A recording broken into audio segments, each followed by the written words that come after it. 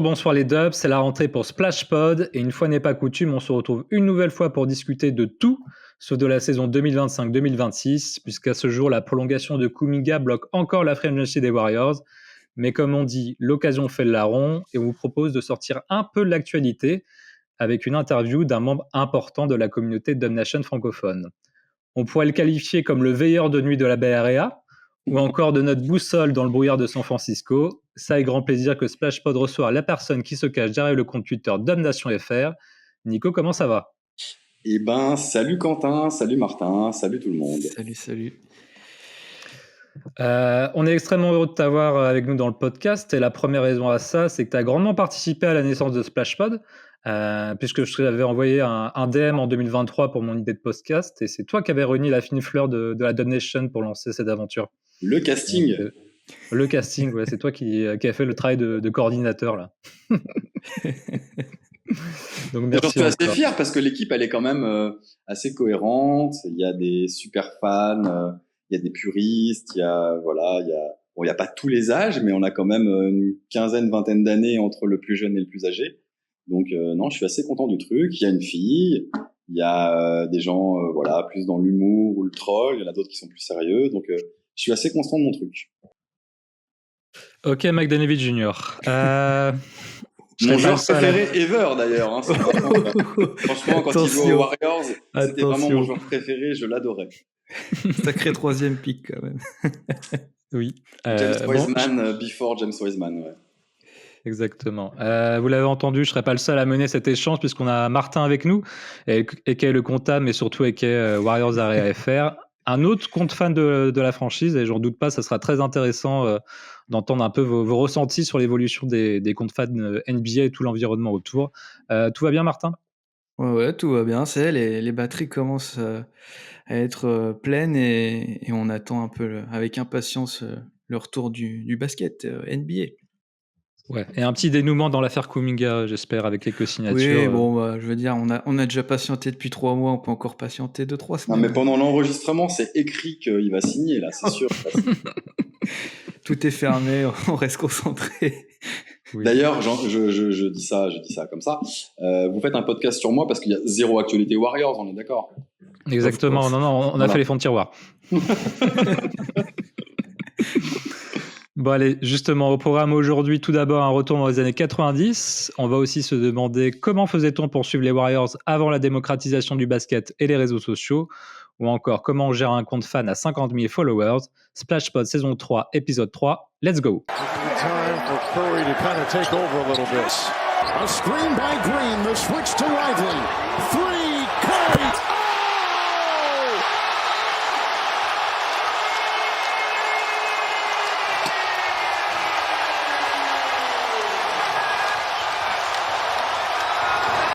On est de retour avec Nico, qui est DubNationFR, et le premier élément qu'on peut remarquer avec toi sans vouloir te faire offense, c'est que tu n'es pas la même génération que nous, et que donc tu as un rapport différent aux Warriors, voire au basket tout court. Et ma première question, c'est comment un adolescent dans les années 90 comme toi arrive à se prendre de passion pour la balle orange et la NBA ? Alors, c'est très simple. Comme beaucoup de gens, alors pas forcément que de ma génération, mais qui ont vu cet événement en même temps que moi, c'est-à-dire des millions et des millions de personnes. Il y a eu les Jeux Olympiques de 92 avec la fameuse Dream Team. Et on a tous vu ça et on était tous subjugués et on n'a rien compris à la vie. Et voilà, moi donc c'était en 92, j'avais 11 piges, je faisais du foot, du tennis, des trucs. Je me suis inscrit au basket dès septembre suivant, comme 75% de mes potes qui étaient sportifs, on va dire, quoi. Et on est tous passés au basket. Et ça a été vraiment le gros déclencheur. Ça a été le gros déclencheur. Alors évidemment, on connaissait Jordan, on connaissait les pompes, on connaissait un peu le début de la mode Nike et tout. Mais c'est vrai que le voir jouer au basket, c'était pas quelque chose de très fréquent et de très diffusé, évidemment. Et là, les JO, ça a été un truc de ouf. Alors il y avait pas que lui, hein. Rétrospectivement, après, avec le temps, j'ai compris. Il y avait Clyde Drexler, Charles Barkley, il y avait évidemment Chris Mullin qui m'a mis le lien vers les Warriors. Ouais, puisque c'est ça en fait. Du coup, les JO sont le point de bascule, mais du coup après, entre la partie où tu deviens un peu fan de ce sport, et le moment où tu vas vraiment basculer peut-être sur la NBA et les Warriors, l'élément déclencheur, enfin pour toi, quel est l'élément déclencheur qui te fait passer sur la partie NBA Warriors? Alors, pour le basket européen, machin, c'est vrai que ça faisait moins rêver, mais surtout que on connaissait pas, tu vois, à 11 ans, c'est quand même jeune, il y a 5 chaînes de télé qui existent, allez, 4 avec, enfin, 6 avec Canal+. Bon, il y a le journal de l'équipe, mais on n'est pas trop au fait. Le basket français, ça reste un sport un peu local, comme le rugby à l'époque, c'est pas très, voilà. Bon, un an après, ce que je suis en train de vous raconter, Limoges devient champion d'Europe, hein, donc ça veut pas dire que Oui, les clubs 93. français sont pas opérationnels, mais en termes de médiatisation, de tout ça, on n'est pas dedans. On est dans Jordan, Magic Johnson, Larry Bird, on est dans là-dedans, quoi. Et la NBA, bah il y a Canal+. Il y a Canal+.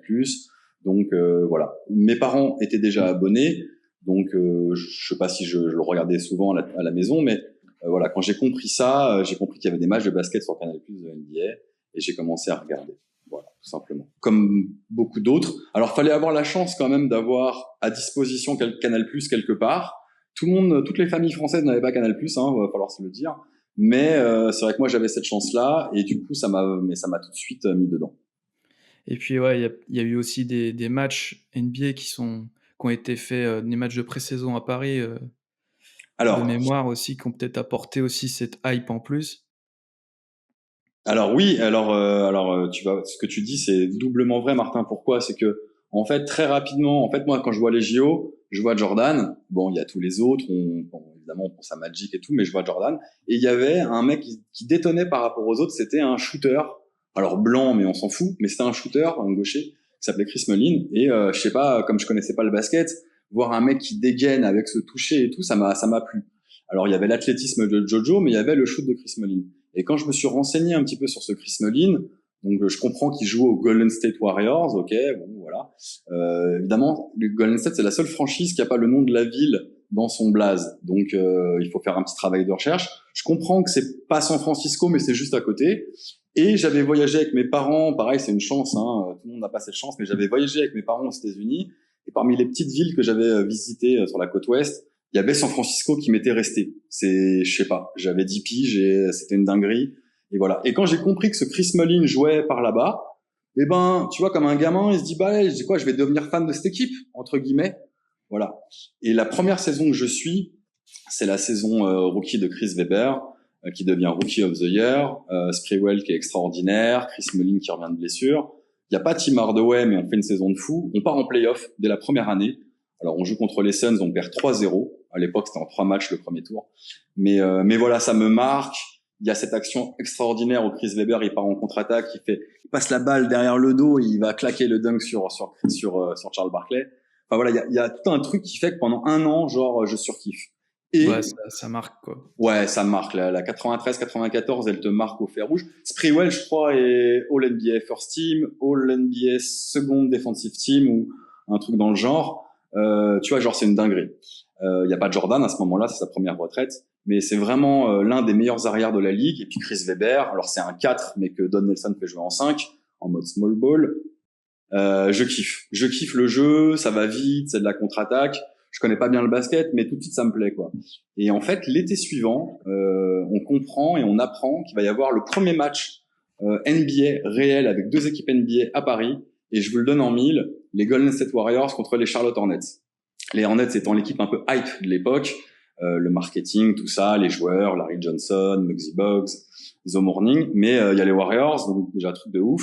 Voilà, une place avec mon grand-père, on va au match. Et je crois que là, ça y est, la passion, elle s'est ancrée, Ouais. elle n'en parlera jamais, quoi. C'est vrai que c'est exceptionnel. que ça soit les Warriors Mais ouais. qui arrivent là pour jouer ce match à Paris, ils auraient pu mettre Lakers Celtics ou voilà des grosses équipes. Exactement. Donc d'ailleurs, dans les photos que je vous ai envoyées, il y a Oui. un petit souvenir là avec quelques autographes sur une invitation d'après-match là que j'avais eu. Donc c'est mon premier mémoire un peu par rapport aux Warriors, tu vois, voilà. Oui, ton premier Et objet, ouais. en tout cas, de collection. Exactement. Donc là, ouais, c'est des autographes de joueurs, quoi. Ouais, il y a R.C. Hawkins et il y a 2 autres joueurs, donc je me rappelle plus vraiment et je l'avais noté à un moment donné, mais j'ai pas retrouvé. Mais justement, on va pouvoir regarder un peu ce que tu nous as envoyé comme photo parce que déjà, ça raconte une époque un peu. Et Les t'as cheveux. eu beaucoup ça va encore là. Mais il y a beaucoup de jolies rencontres aussi. Oui, j'ai eu ce truc de faire des belles rencontres quand j'étais gamin. Alors c'est loin, ça paraît vraiment vraiment loin maintenant.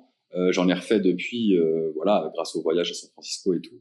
Mais c'est vrai que dans ma période basket, quand j'étais ado, j'ai bien vécu. Ouais, parce que alors attends, je fais défiler la suite de ces magnifiques Ah, photos que tu oh vas nous putain. débriefer. Bah, les cheveux là, alors là c'est typiquement on appelait ça Brave Heart, ça fait presque un cœur, tu vois les cheveux là-haut là.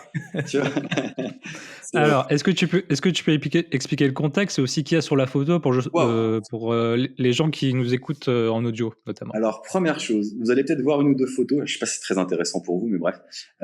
Et effectivement, on n'a pas forcément que des vêtements de l'équipe qu'on aime. Et je vais vous expliquer pourquoi. Dans les années 90, il n'y a pas 36 000 boutiques pour acheter des vêtements. Il n'y a évidemment pas Internet. Et bon, déjà, moi j'habitais en région parisienne, c'est plus facile qu'ailleurs, vous vous doutez. Et il y avait un magasin qui était vraiment vraiment stylé en plein centre de Paris, et on trouvait des vêtements cool. Et ben on achetait ce qu'on trouvait à notre taille et ce qui était disponible. Voilà. Donc un short des Bulls, il y a d'autres photos où j'ai un jersey des Knicks, je crois, ou de Pat Ewing, je sais plus. Enfin bref.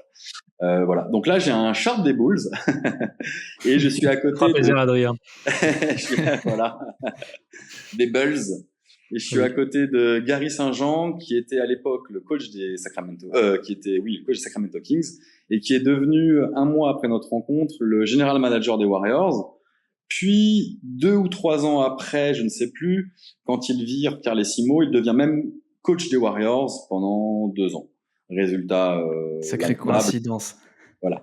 Et l'occasion, c'était quoi? C'est que je faisais des camps de basket, des fois l'été aux États-Unis ou en France. Et celui-ci était à Boston. C'était le camp Don Nelson, Tom Sanders. Et Gary St. Jean était l'un des coachs. Voilà, c'était pas mon coach perso, mais voilà. Waouh, le GOAT.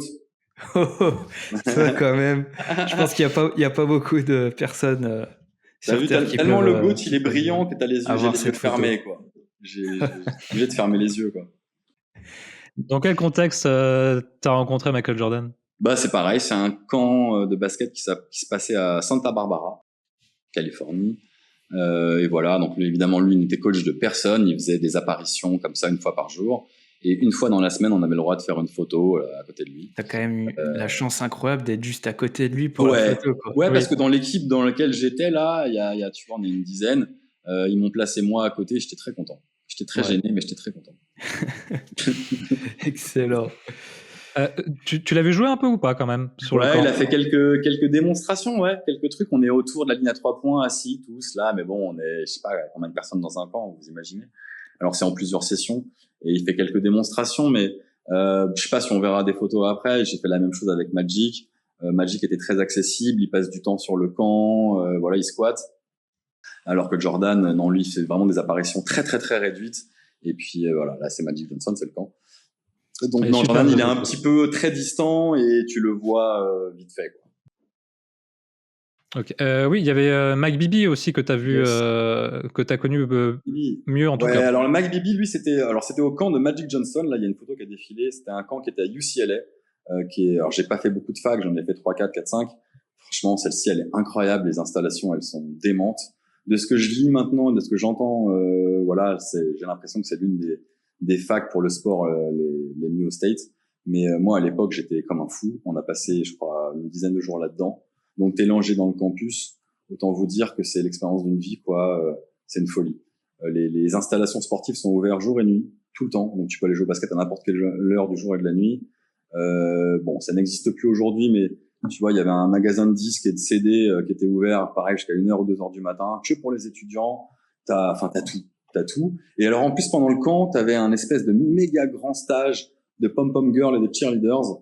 Du coup, il y avait à peu près 400 ou 500 nénettes de nos âges qui étaient dans UCLA. Non, c'était cool. Et là, en fait, c'est Mike Bibby qui sortait d'Arizona. Il a été drafté par les Kings juste avant d'aller jouer en NBA.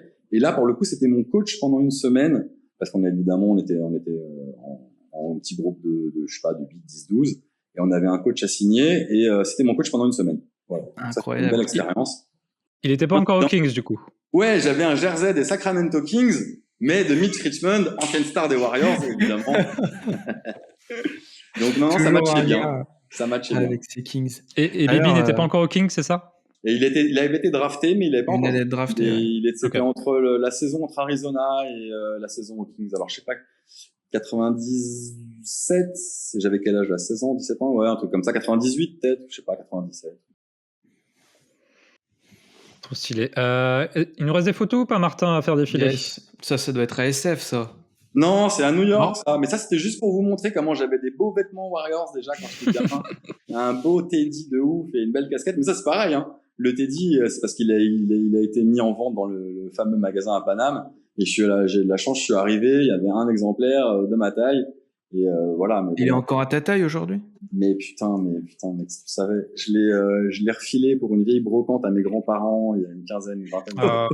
Le truc, il a dû être vendu à 10 balles. Alors que c'est du vrai cuir, hein, c'est pas du simili, c'est du vrai cuir, c'est du. Enfin bref. Dommage. Oh, le George. Ça, c'est l'ami George, ça. On reconnaît. C'était jeune, hein. Enfin, moi aussi. C'était sur Paris, ça? Non? Ouais, là, c'était dans un espèce de sports bar, pizzeria sur les champs, là. J'avais gagné un concours mondial basket et comment dire, le prix, c'était d'aller faire une journée avec George Eddy, d'aller visiter les studs à Canal, d'assister à l'émission Nulle part ailleurs et de bouffer dans un truc branchos, voilà, à l'américaine le soir. Excellent. Ouais, c'était super. Et qu'est-ce que tu gardes comme souvenir, du coup, des échanges brefs avec Georges? Et en plus, c'est marrant parce que je l'avais revu, je crois, 1 an ou 2 ans après à un tournoi à Bercy, tournoi de basket, et j'étais allé le voir, il m'avait reconnu, et voilà. Ouais, c'est un mec qui est humainement, il est top du top. Tu vois, ce truc-là, de passer une journée avec lui, enfin une après-midi dans les studios de Canal, plus 2 heures à l'émission, il est resté avec nous, on part au resto, on a fait vraiment un gros resto pendant, je sais pas, 2-3 heures. Je dis pas qu'il est pas obligé, mais il a vraiment donné de son temps, de sa personne. Moi, j'étais comme un fou, hein. J'étais gamin, je sais pas quel âge j'avais, mais j'étais comme un fou. C'était même encore aujourd'hui, je pense que c'est pour moi le top du broadcast ever pour le sport américain de fait. Il faisait le catch, il faisait le basket, mais même pour le sport tout court. Rarement vu un mec qui met autant d'euphorie, puis toujours dans la bienveillance et tout. Enfin, vraiment, il est incroyable. Alors, et en plus, c'est un ancien joueur pro quand même, hein. C'est un putain de joueur. C'est un putain de joueur. C'est encore un shooter incroyable. D'ailleurs, ça joue toujours, hein. Ouais, voilà, vous avez vu. On le voit encore. Voilà, il défend beaucoup les investissements sur les playgrounds pour développer le jeu et tout ça et tout ça. Et non, c'est encore une gâchette. Il a tué plein de mecs super prestigieux. Donc voilà, et en plus d'avoir le côté broadcast super énergique, super cool, super fun, en plus il s'y connaît à donf. Donc voilà, apparemment respect le George. Exactement. Ça, et enfin le camp Magic Johnson. Ouais, alors c'est le camp Magic avec Magic à côté. Bon voilà. Donc lui c'était pas du tout mon coach, hein. Lui il passait la semaine. Par contre la photo que vous avez vue avant, pourquoi je voulais montrer, c'est rigolo. J'avais une équipe 3-3 là-bas. D'ailleurs on est allé quasiment jusqu'au bout. Et le mec que je pointe du doigt, c'est le fils de Magic Johnson. C'est l'un des 2 fils de Magic Johnson. Ah ouais. Pas de blague sur l'autre fils parce que voilà, ceux qui savent, ils savent. Mais ouais. Et on avait une putain d'équipe de 3-3. Je crois qu'on perd en demi ou un truc comme ça. Excellent. Ouais. Mais ouais, c'est marrant de voir toute cette photo, toute cette époque. Tu parlais de George Eddy avec Canal. Comment concrètement on arrive à suivre la NBA dans les années 90? Alors déjà, un petit peu comme aujourd'hui, sauf qu'aujourd'hui il y a l'IPTV, il y a des façons de streamer pour gratos, mais il faut dépenser de l'argent. Ça paraît normal aujourd'hui d'avoir plein d'abonnements, Spotify, machin, bidule, Amazon, Netflix.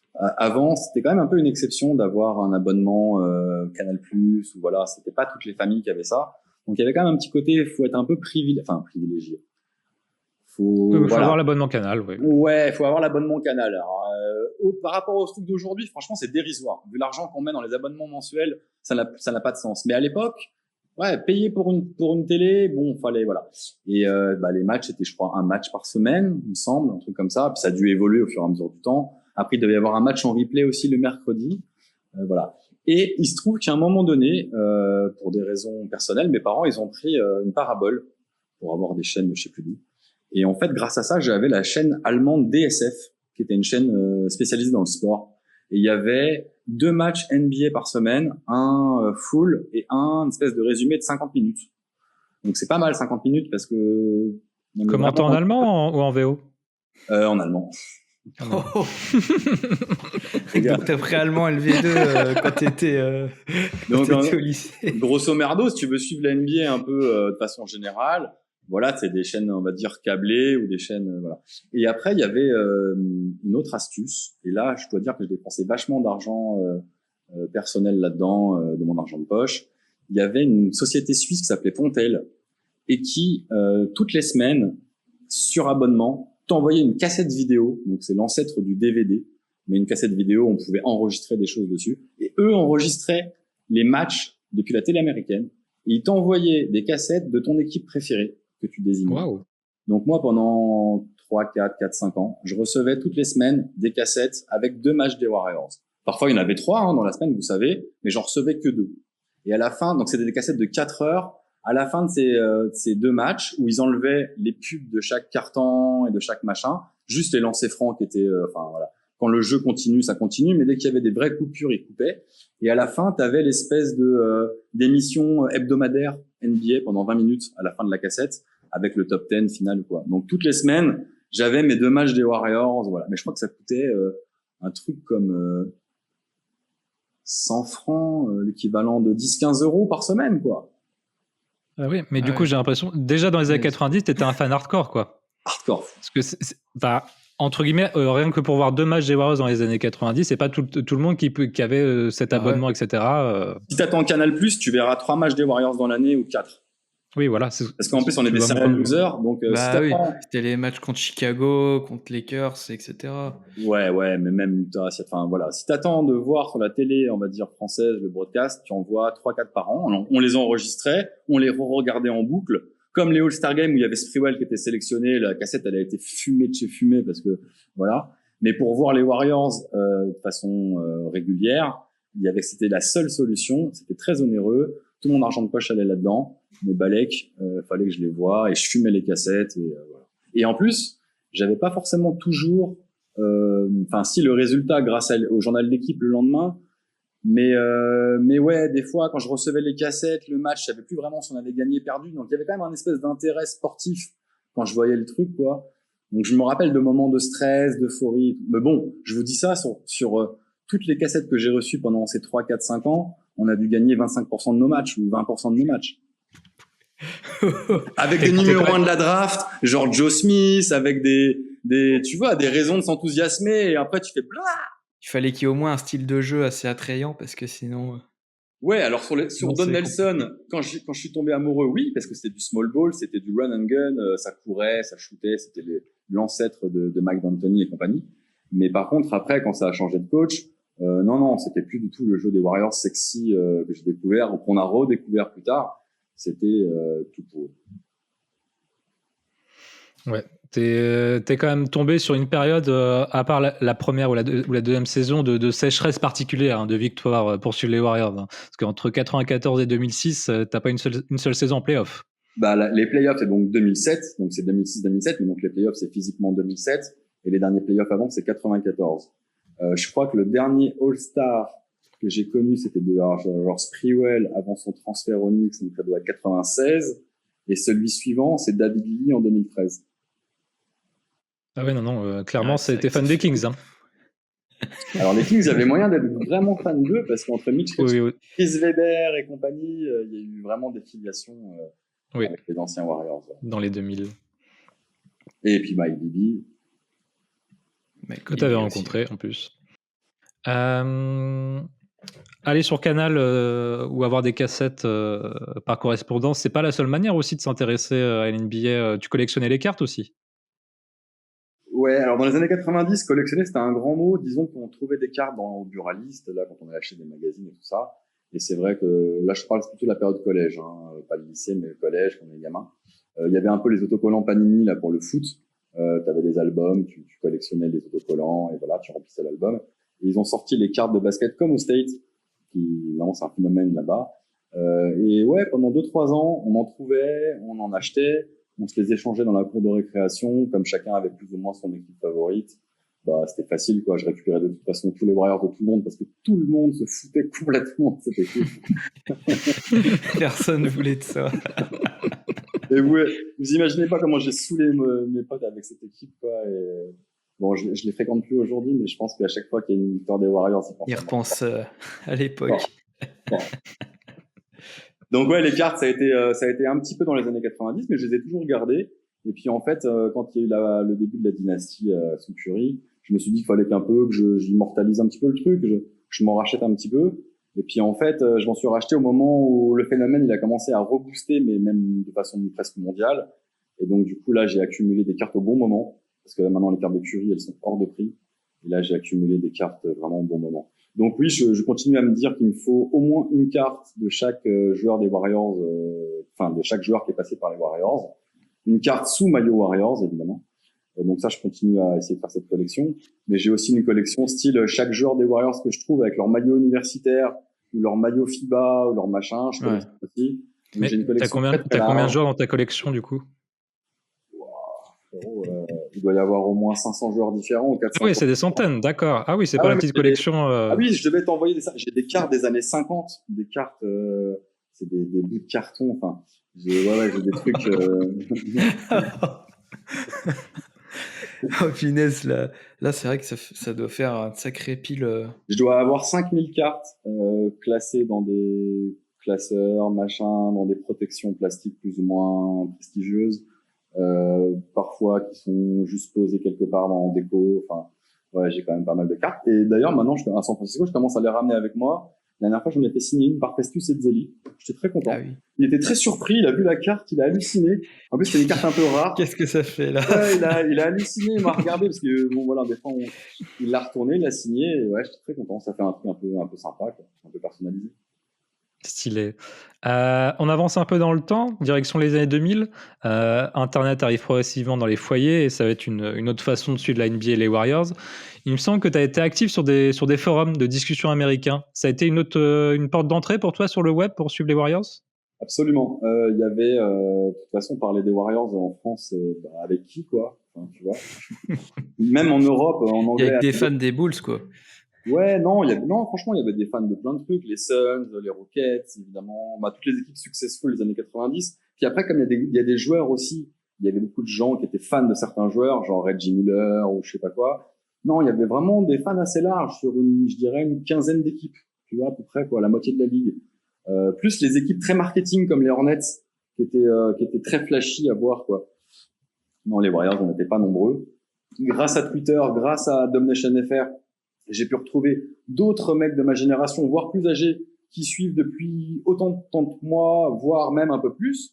Donc là, voilà, Twitter a créé des liens, mais à l'instant T, au moment, voilà, il y a 25 ans, quand Internet arrive, il y a aucun endroit pour parler avec des mecs fans des Warriors français. Donc voilà, quand je sais plus comment, mais je tombe sur le forum du Mercury News, qui est le journal là-bas qui partage l'édito avec Saint-José, voilà. Et sur le forum, ouais, je communiquais avec des ricains, fans des Warriors. J'avais 20 piges, j'avais un anglais approximatif, mais et surtout c'était assez âgé sur le forum.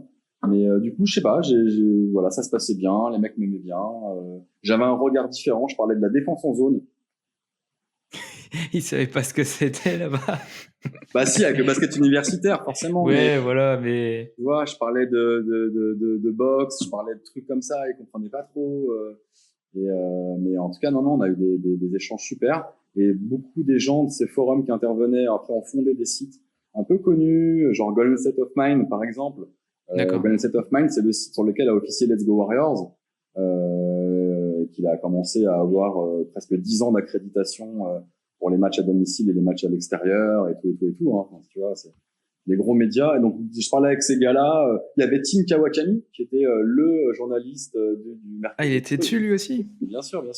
Il y avait donc voilà. Et puis, ce qui était bien par rapport à Twitter, c'est que les forums, tu fais des pavés, quoi. Tu vois, quand t'écris un roman, oui. On te répond un roman, et donc les discussions, elles étaient vraiment très construites.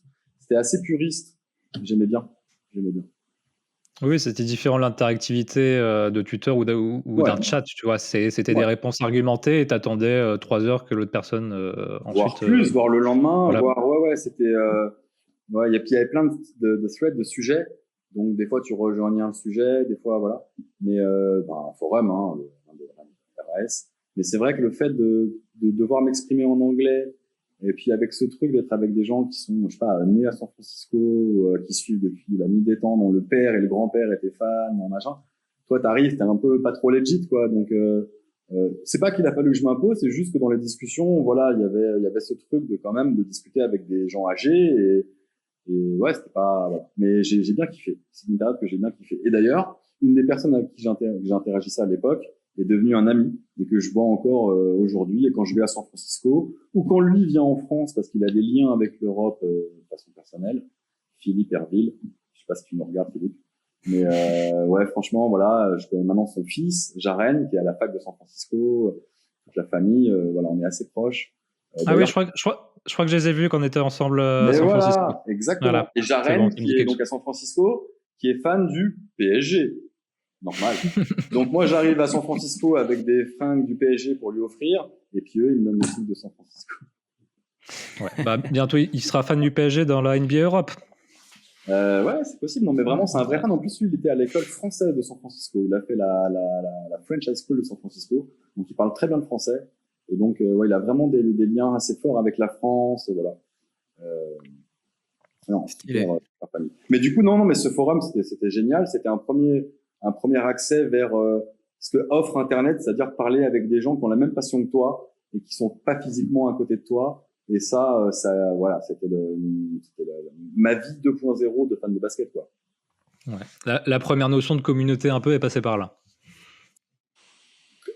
Alors Sur moi, le je web. n'avais pas l'impression d'en faire partie parce qu'ils étaient loin, mais eux, c'en était une. Et puis moi, je parlais avec eux, ouais, clairement. Ok. On avance un petit peu dans les saisons un peu blanches du côté des Warriors. Il y a un premier tournant dans l'histoire récente des Warriors, c'est l'année 2007 et We Believe. Comment tu l'as vécu après 13 saisons sans playoff? Eh ben, c'est très bien. C'est un peu flou cette période, évidemment, vous vous doutez, parce que maintenant ça fait presque 20 ans. Je me rappelle pas tellement du mood de la saison régulière, parce que en plus on termine 8e à l'Ouest, je crois 15e ou 16e de la ligue. Enfin, en tout cas, on était la plus mauvaise équipe des équipes en playoff. Et je me rappelle plus tellement le mood de ce moment-là. Par contre, quand les playoffs arrivent, bon, sauf que c'est le premier tour qui est magique, hein, parce que le deuxième tour, on se fait fumer par Utah, malgré le magnifique dunk de Baron sur Kirilenko. Ouais, par contre, dès le premier match des playoffs, il y a un truc. Il y a un truc, c'est que l'Oracle, qu'on savait qu'il pouvait être chaud, qu'on savait qu'il pouvait y avoir un truc, genre en tant que fan, tu vois, qu'il y a des matchs à domicile alors qu'on se fait fumer, mais il y a quand même de l'ambiance et tout. Mais là, pendant les playoffs, ça a été un truc de ouf. C'est-à-dire que visuellement, de voir tout le monde en jaune, de voir ce bordel, de voir Snoop Dogg, alors qu'on n'avait jamais un mec VIP, rien, de voir Jessica Alba, de voir, enfin, tu vois, il y avait un truc bizarre, quoi. Et puis on fait l'upset, presque l'un des plus gros upsets ever du premier tour. Ah bah, Voilà. Donc ouais, non, magique. c'était un peu la darling du premier tour des playoffs, quoi. Exact.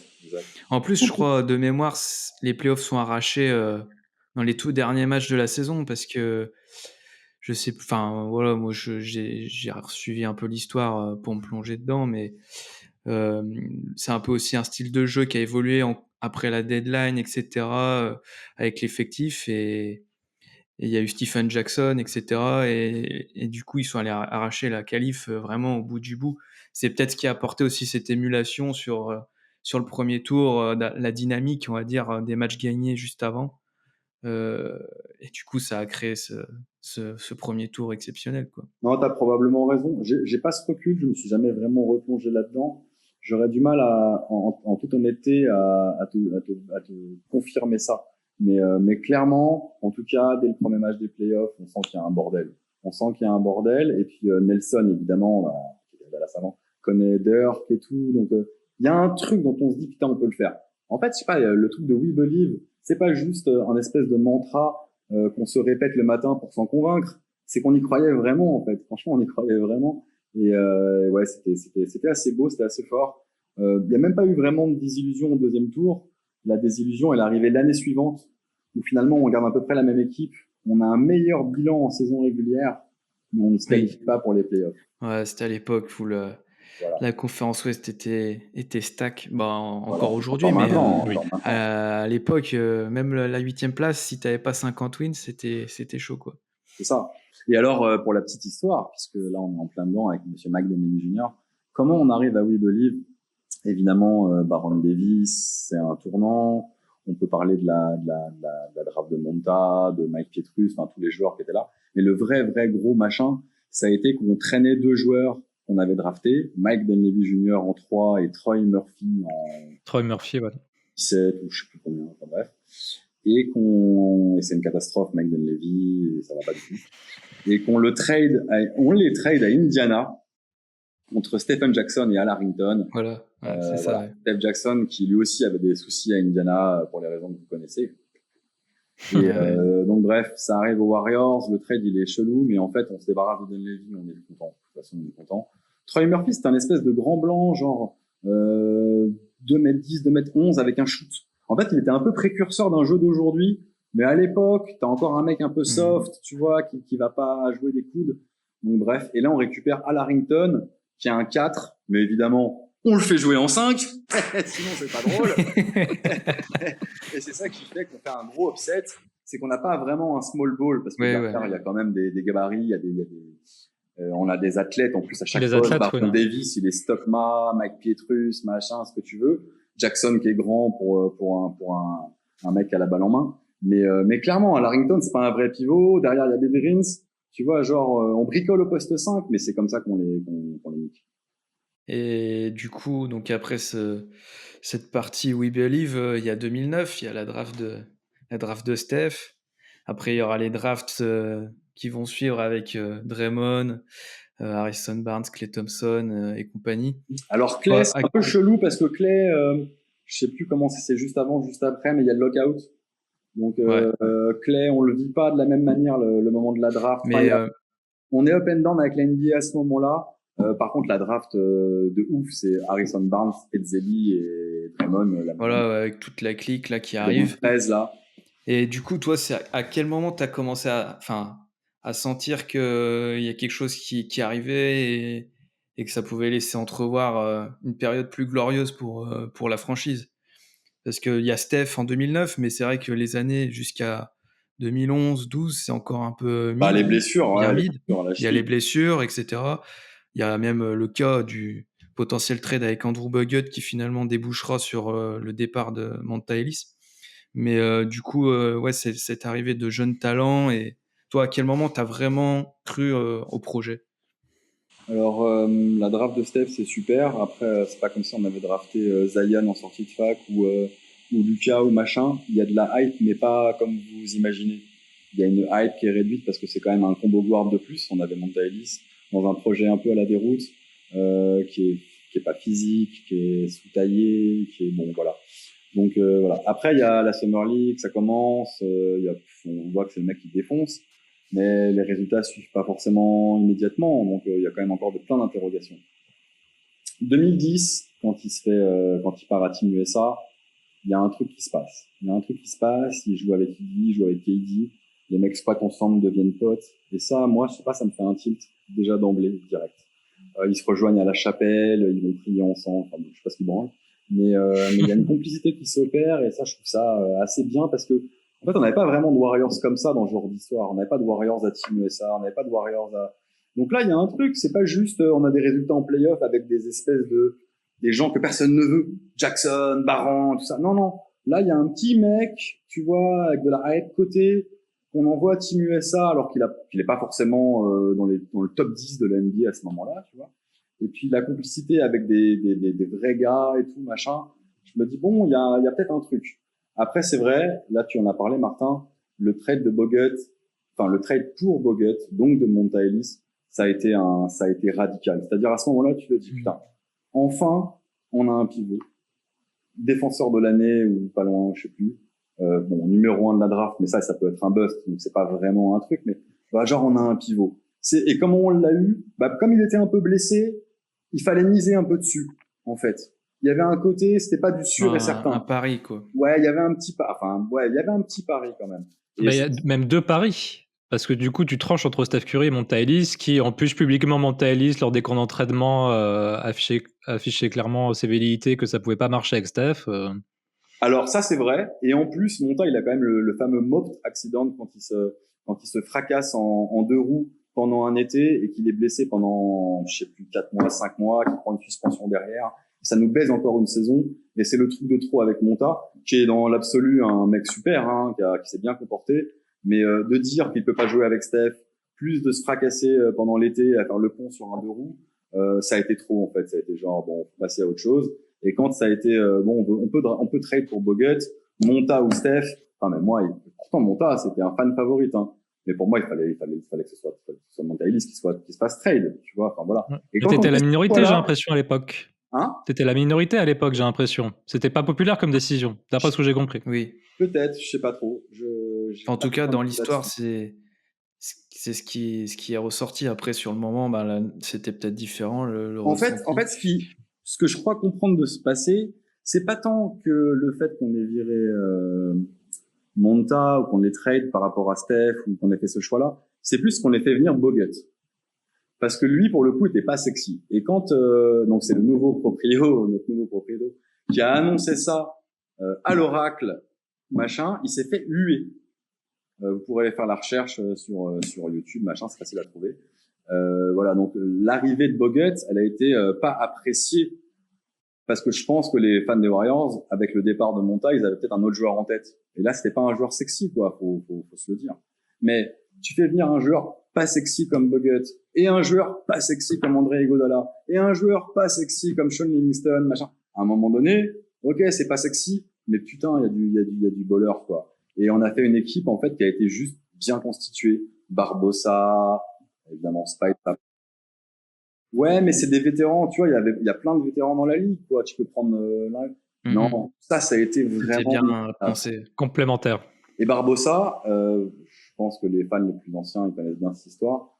Lors du camp d'entraînement, il a dit une phrase très célèbre avec un anglais imparfait: "We gonna be championship", qui veut rien dire parce que on dit "we gonna be champion", mais il dit "we gonna be championship" juste en voyant pendant une semaine ou 2 semaines, j'en sais rien, les joueurs autour de lui. Donc voilà. J'aurais pas mis ma maison dessus à Paris. Hein, mais... Et moi, ce que j'ai en tête, parce que c'est ce qui m'a fait amener à suivre les Warriors, c'est les playoffs 2013, du coup, en fait, qui est le retour en playoff après We Believe 2007 et cet upset contre Denver au premier tour, où on voit Steph qui prend feu, etc. Et ouais, c'est peut-être aussi à partir de ce moment-là où le front office et la franchise s'est dit on a certainement quelque chose à aller chercher avec ce joueur. Il y a un vrai tournant, et tu as complètement raison, cette série avec Denver, parce que en fait, dans cette série avec Denver, coaché par George Karl, si je dis pas de la merde, fait un espèce de pari de faire une sorte de Jordan Rules pour Steph Curry, donc de jouer hyper physique sur Curry et de fracasser Curry à chaque fois. Et en fait, dans les Denver Nuggets, il y a un joueur majeur, franchise player, qui est André Iguodala. Et ça lui plaît pas du tout. Et après l'élimination, Iguodala s'embrouille avec George Karl, je sais plus quoi. Et 2 mois après, il signe chez nous. Donc il y a un vrai truc avec cette série, c'est que ils ont joué physique, ils ont joué de la merde, un peu comme les Rockets là il y a quelques mois, et ils en sont encore mordus les couilles. Ah ouais, mais sur Iggy, en plus, il y avait des soupçons qu'il savait déjà qu'il allait rejoindre les Warriors pendant la série de playoffs. Bah, les soupçons, je sais pas s'il y a des soupçons, mais tu doutes bien que s'il y a un mec qui est vraiment pote, et alors je te parlais de 2010 de Team USA, tu vois, donc voilà, le lien il est là. Ils sont liés d'amitié avec KD, ils ont les mêmes croyances, ils sont vraiment proches, et que tu commences la série, tu te dis allez, on va essayer de battre les Warriors, on va essayer d'aller le plus loin possible, je suis le franchise player, et en fait la consigne de ton coach offensivement ou je sais pas quoi, c'est juste y a rien, c'est juste on va faire physique sur Steph, voilà, on va le casser en deux off ball et machin.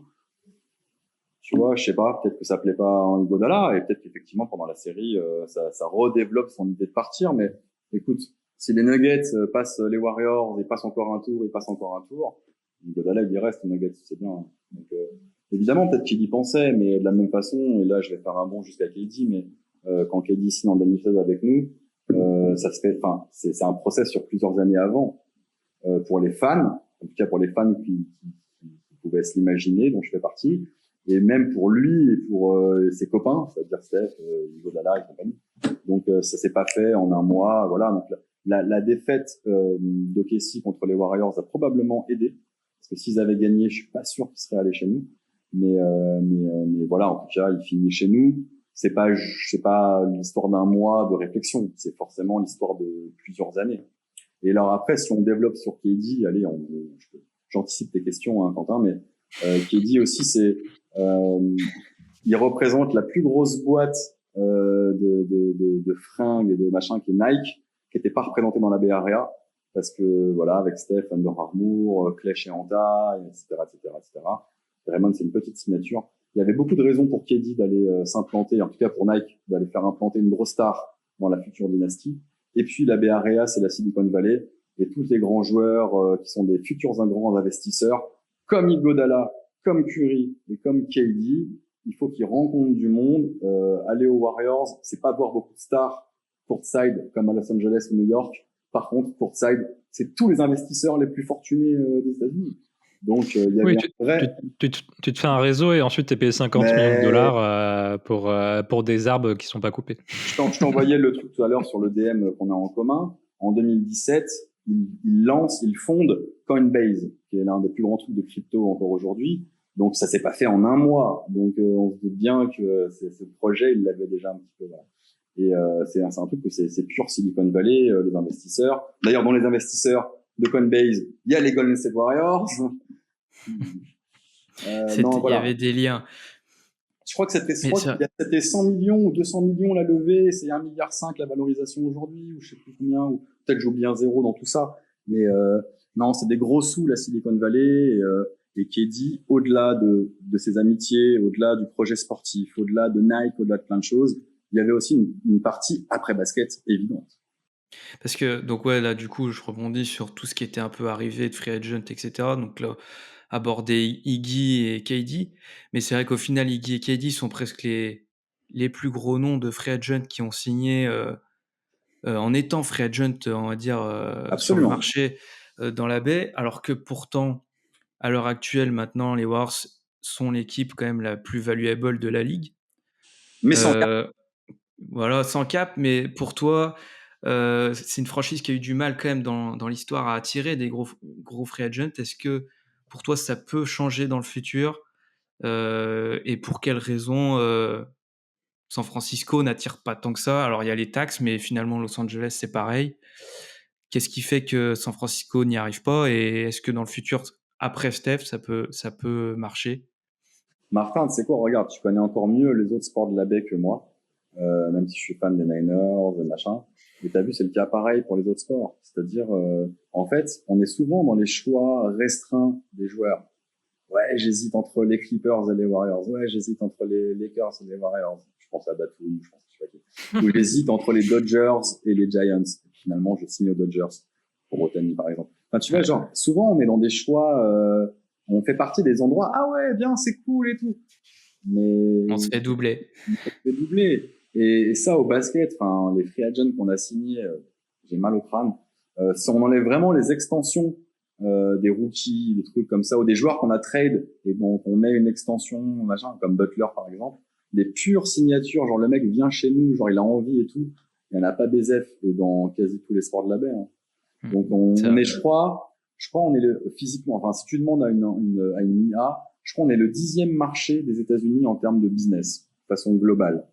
Donc voilà. Et tu vois, quand t'as une ville comme Los Angeles, bah elle est représentée 2 fois dans la NBA. Il y a 2 équipes, et voilà. 2 fois. Donc tu vois, en termes d'attraction de gros marchés, on n'est pas très très lourd. Après, il y a la météo. Ok, c'est la Californie, mais c'est la Californie du Nord et San Francisco, c'est microclimat. Bien souvent, c'est dégueulasse le climat. Enfin, par rapport à Miami ou à Los Angeles, rien à voir. Donc voilà, les taxes, bah voilà, c'est ni la Floride ni le Texas. Et c'est pas New York, il y a pas la hype des chaînes de télé, de la night, des soirées, C'est plus une ville chill, mais sans pour autant avoir une grosse lumière dessus avec. Enfin, c'est pas bling bling, on va dire. c'est une petite ville sympathique, chill, mais c'est pas Oui. forcément une ville que de rosta, quoi. C'est voilà. Non, alors Avant, c'était contre-culture, là, c'est plus pro business, quoi. exact. Après, quand tu vois les sondages, mais même depuis la nuit des temps, hein, souvent San Francisco est cité comme la ville préférée des Américains en dehors de leur propre ville. Donc voilà, souvent San Francisco, c'est la ville dans laquelle tu passes un week-end, tu vas. Voilà. Donc si on enlève Vegas ou des trucs d'entertainment comme ça, bon. Non, San Francisco, c'est une pure ville. Les Américains, ils adorent. De là à ce qu'un free agent sportif, enfin, tu vois, aille, enfin, il y a un gap, quoi. C'est pas juste pour aller faire le touriste, là, c'est pour. Mais ça changera peut-être. En tout cas, on a vu que même les ring chasers, ils s'empressent pas non plus tellement. Il y a eu DeMarcus Cousins avec la MLE en 2019. Il y a eu quelques jolis coups comme ça. C'est pas forcément avéré payant au final. Mais on n'est pas un gros marché. Je suis pas convaincu qu'on attire. Sauf, si on prend nos dispositions financières et qu'on prépare le terrain. Parce que là où je vais mettre de l'emphase, c'est que pour Kevin Durant en 2016, pourquoi on y arrive? C'est parce qu'on a le cap. Oui, oui, et puis, bon, après, c'est vrai qu'à l'époque, il y avait l'évolution du cap est tellement ça change tout aujourd'hui, mais à l'époque, on avait encore un Steph à 11 millions, Oui. etc. Oui, mais même, enfin. Mais on avait préparé, on avait anticipé d'avoir cet espace, oui, c'est vrai. Il y a un truc qui change pas, c'est la proportion que les joueurs ils prennent par rapport au cap. Donc on peut se dire qu'il prend 50 millions, ou il prend 30 ou il prend 20, mais on peut se dire aussi qu'il prend 15% du cap, 20% du cap ou 25%. Et ça n'a pas tellement trop changé. Peut-être qu'il y a des mecs puristes qui vont dire ah si quand même en 10 ans on constate qu'il y a quelques pourcents d'écart, mais globalement les big stars ont toujours pris l'argent, que t'aies un cap à 120 millions ou un cap à je sais pas combien. Non, il faut préparer le terrain, c'est-à-dire quand même si tu veux signer des free agents, il faut avoir du fric. Si t'as du fric et que t'es prêt à dépenser, t'as des free agents. Après, il faut pas se planter. Je me rappelle qu'on a eu Corey Maggette, je sais pas comment on l'appelle, en 2000, je sais même plus combien, 2009, je sais même plus combien. C'était un mec un peu convoité aux Clippers, un peu gros scoreur et tout, avec un beau physique. Et on l'a eu en lui mettant l'argent. On l'a eu par rapport aux autres franchises en mettant l'argent. Ça n'a pas bien marché aux Warriors. Même Jamal Crawford s'arrachait les cheveux sur le bord du terrain quand il voyait les shoots casse-croûte de Corey Maggette. Donc t'imagines Jamal Crawford qui s'arrache les cheveux de shoot casse-croûte d'un autre joueur, c'est que les shoots sont vraiment casse-croûte, quoi, tu vois, genre. Donc non, il y a eu même dans les années sombres, tu peux attirer du monde mais faut payer. Donc là, je sais pas moi la Prestef là 2027, je sais pas combien, si effectivement on a le cap, il y a 0 € engagé à part 10 millions sur Moody, je sais pas quoi, on peut signer, même pas un, on peut signer 2 gros poissons d'un coup. 2. Mais si tu as 30 millions ou 40 millions qui sont déjà alloués, le 1,5, ça suffit pas. Faudra voir. Faudra réussir à avoir en plus des joueurs dispo à l'heure actuelle, c'est encore plus compliqué d'avoir Là, si vous tapez des gros NBA poissons Free qui sont Agent 2027 dans Google, vous allez avoir une crise cardiaque tellement il y a du monde. Oui, mais tu sais que les extensions, maintenant, ça arrive vite. C'est ce que tout le monde répète en permanence, c'est clair. C'est clair. Mais bon, on va pouvoir recentrer un peu le débat sur Dub Nation FR et entrer sur le cœur de ton activité, entre guillemets, la gestion d'un compte fan des Warriors. On se retrouve tout de suite pour en discuter.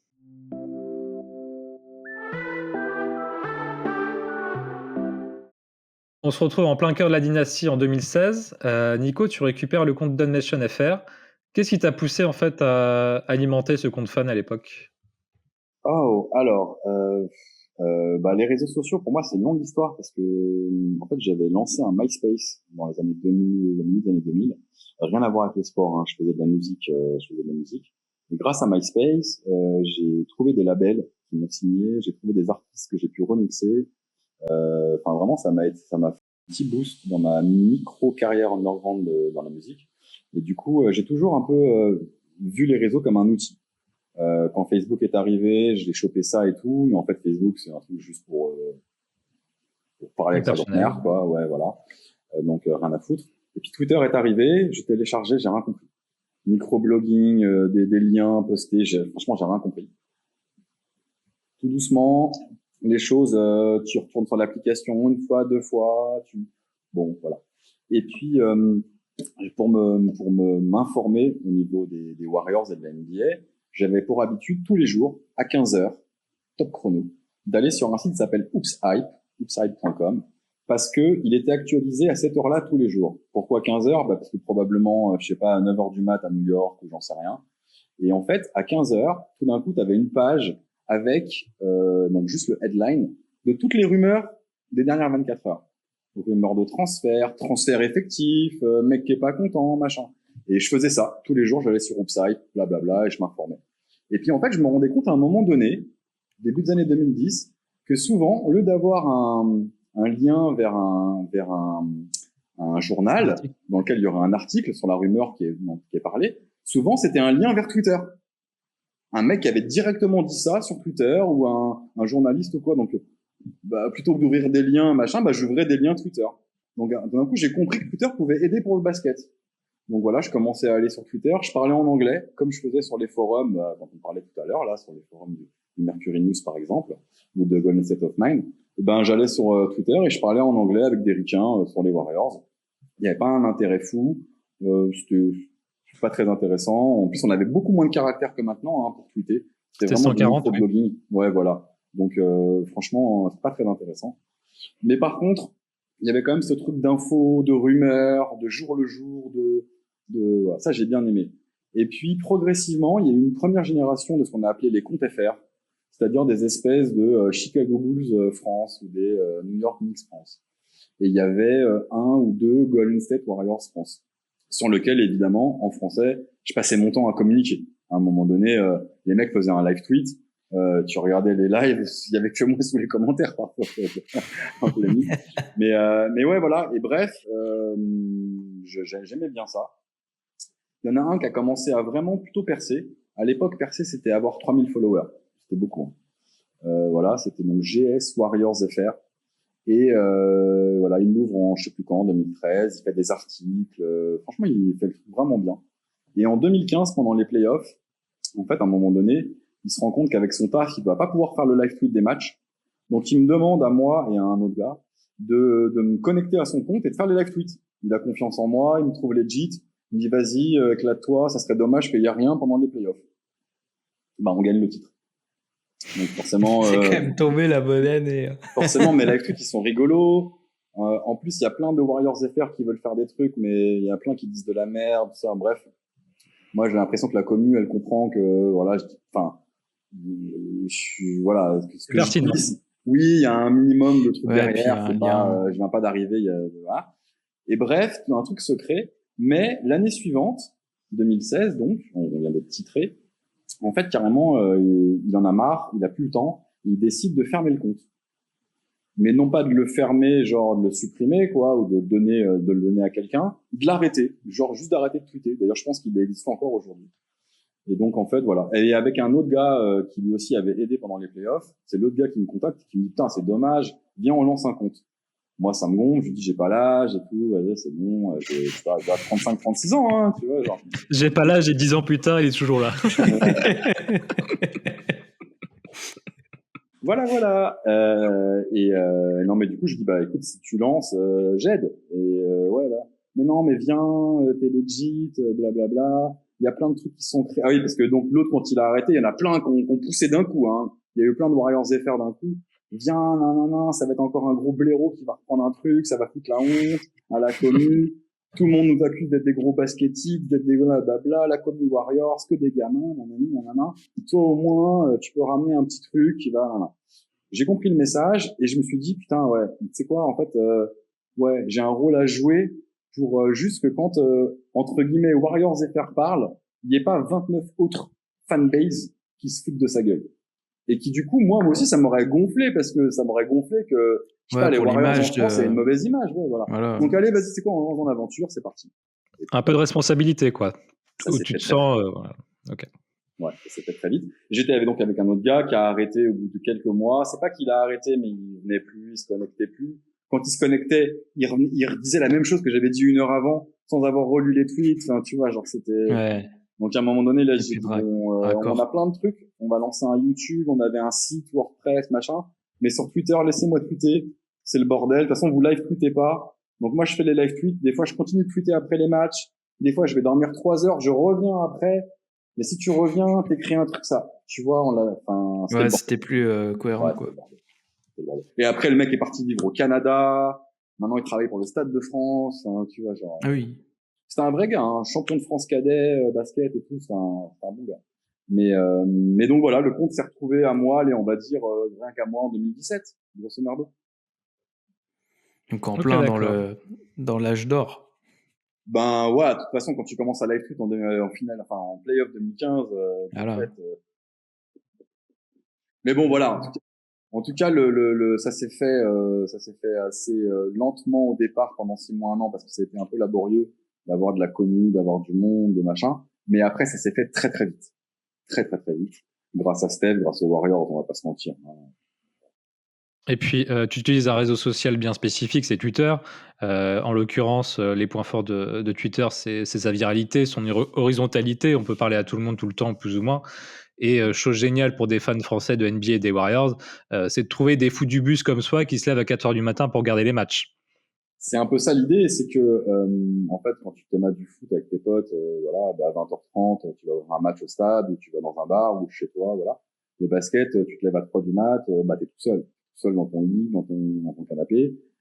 Faut savoir quand même que le League Pass au départ, à chaque fois qu'il y avait un arrêt, il n'y avait pas le broadcasting dans la salle ou des images de la diff, c'était l'écran L'écran noir. bleu. Ouais, Écran écran bleu, bleu. oui, pardon. Donc ouais, Martin, ouais, c'était hardcore. Donc Oh, à ça 3 devait du être mat, long. à chaque temps mort, tac, écran bleu, carton, écran bleu, Il fallait mi-temps, écran bleu sortir pendant 20 minutes. les disques de musique à côté, quoi. Et ben Twitter permet pendant ce Twitter. moment-là où tu te fais chier, ben tu tweets, des gens parlent, tu réponds, t'es en DM, tu fais ceci, tu fais cela. Et en fait, Twitter en France, en Europe, ça a vraiment fait un espèce de glue sur la communauté. Ça a créé un truc qui l'a collé parce que les gens sont distants, mais en fait, pendant les matchs, ils se parlent. Et ça, c'est incroyable parce que les Américains, ils ont pas besoin de ça. Et évidemment, ceux qui sont aux horaires, voilà, en plus, des fois, chez eux, c'est à 17h, 18h. Enfin, mais nous, on a besoin de ça. Nous, malgré maintenant Bein Sport, évidemment, le fait que le League Pass, voilà, tu t'ennuies plus et tout. Mine de rien, il est 4 du mat. Des fois, t'as de la frustration. Des fois, t'as de l'euphorie. T'as envie de la partager, en fait. T'as envie de la partager.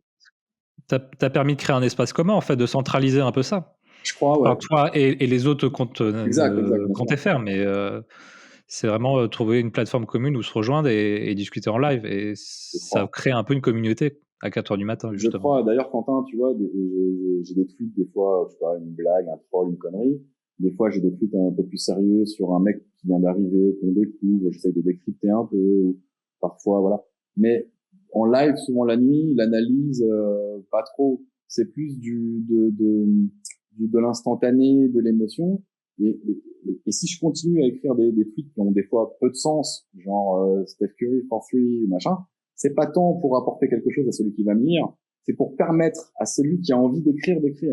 C'est un peu différent, c'est-à-dire que si j'ai fait un tweet, il y a des gens qui vont interagir dessous. Si j'en fais pas, parce qu'en fait finalement c'est juste un 3 points de Curry, il y en a eu 5000 déjà depuis que je regarde le basket, ben j'écris rien, mais les gens ils écrivent rien.